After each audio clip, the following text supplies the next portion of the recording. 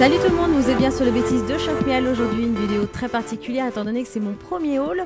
Et là donc ça sera un haul sur la Maison du Monde. Donc ça c'est une première partie, vous verrez une seconde partie dans une autre vidéo.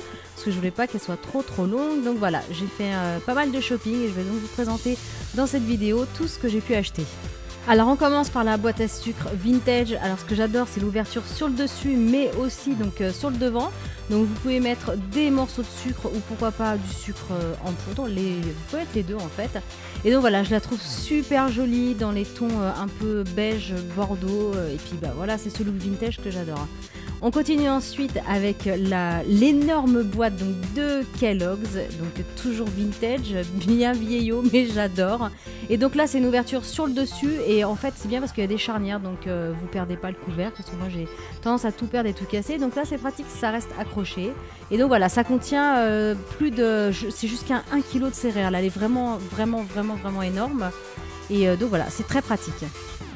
On continue toujours avec les boîtes vintage, donc là c'est pour mettre la farine, donc c'est une boîte qui contient 1 kg de farine, donc c'est quand même pas mal.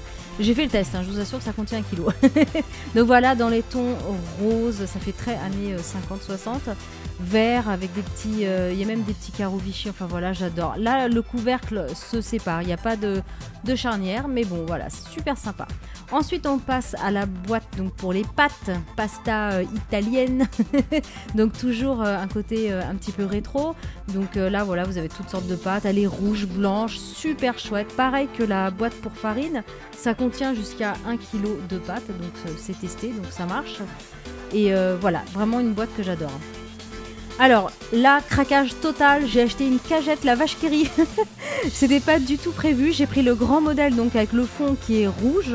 Je sais qu'il existe un autre modèle d'ailleurs que j'espère pouvoir acquérir incessamment sous peu, un peu plus petit, donc elle doit faire moitié moins, elle est bleu ciel, mais j'ai vraiment craqué sur celle-ci, j'adore la vache qui rit et là je trouve ça génial pour mettre ses bouteilles de lait, de coca, voilà, ou pour mettre plein d'autres choses. Et voilà, moi elle est au sol, par terre dans ma cuisine, c'est super pratique, elle est très lourde, elle est assez costaud et elle est pleine de couleurs, enfin moi j'adore.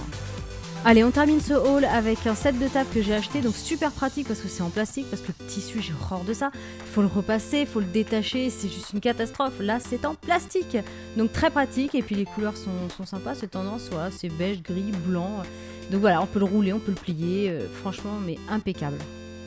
Voilà, donc le haul numéro 1, donc Maison du Monde est terminé. Je vais vite me mettre à la suite parce que je sais que vous allez l'attendre du coup.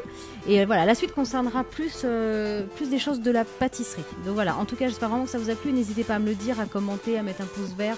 Dites-moi vraiment ce que vous en pensez. Et voilà, comme ça si vous en voulez d'autres, bah, au moins ça m'encouragera pour en faire d'autres parce que j'ai pas mal de petites idées. Donc voilà, n'hésitez pas en tout cas à me le dire. Et en attendant, je vous dis à bientôt.